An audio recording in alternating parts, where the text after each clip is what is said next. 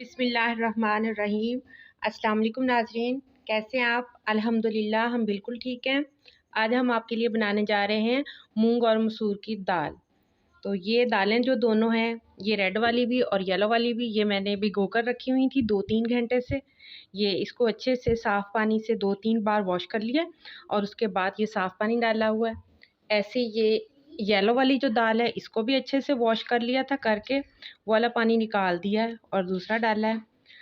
अब इसके अंदर पहले प्रोसेस में हम डालेंगे ये वाला गरम मसाला।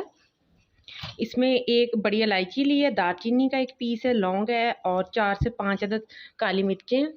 ये कुकिंग ऑयल है और ये 6 से 7 अदद सब्ज़ मिर्च है, 2 अदद टमाटर हैं, लहसुन है, प्याज है और ये आधा चम्मच हल्दी है, 1.5 चम्मच सुरख मिर्च है और 1 चम्मच नमक है। अब हम दाल को बनाना स्टार्ट करते हैं। अब सबसे पहले हम पैन में ये ऑयल डालेंगे और स्टोव यानी चूल्हा ऑन कर देंगे।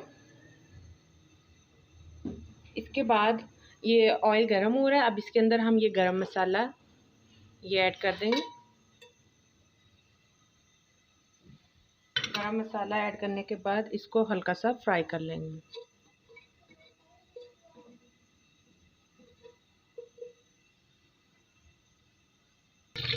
ये गरम मसाला हल्के से फ्राई हो गया।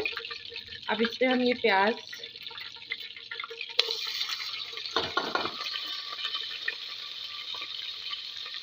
और लहसुन शामिल करने के बाद इसको फ्राई करेंगे।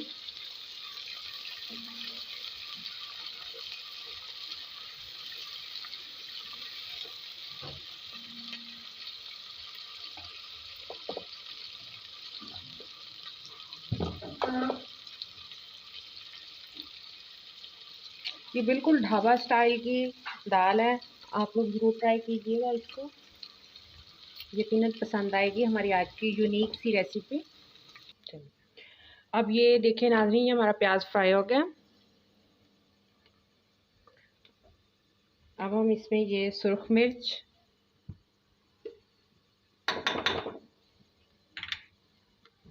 हल्दी और नमक ऐड कर देंगे।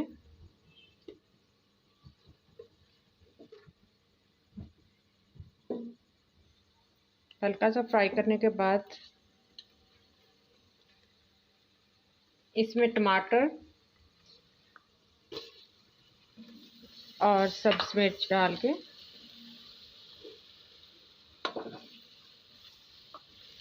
इसको थोड़ा सा भूनेंगे और थोड़ी देर के लिए दम पर रख देंगे।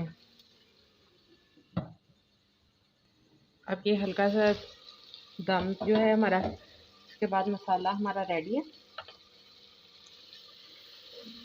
इसमें ये जो दाल मसूर है ये ऐड कर देंगे और इसके साथ ही ये दाल जो है मूंग है, ये भी येलो दाल जो है ये भी डाल देंगे। डालने के बाद इसको थोड़ा सा भून लेंगे।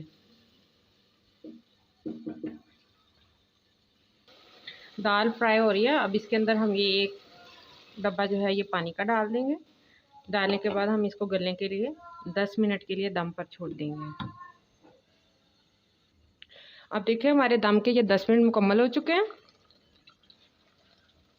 अब देखते हैं, वाह, दाल जो है ये अच्छे से गल चुकी है, बिल्कुल सारी चीज़ें बिल्कुल मिक्स हो गई हैं। अब हम इसका तड़का तैयार कर लेते हैं। तड़के के लिए हम फ्राइंग पैन में ये ऑयल डालेंगे, 2 चम्मच ऑयल,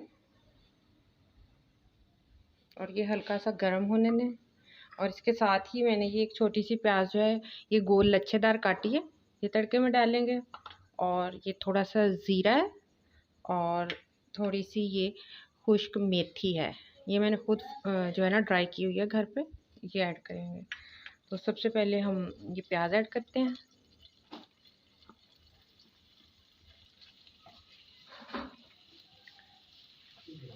प्याज को हल्का सा लाइट ब्राउन करेंगे।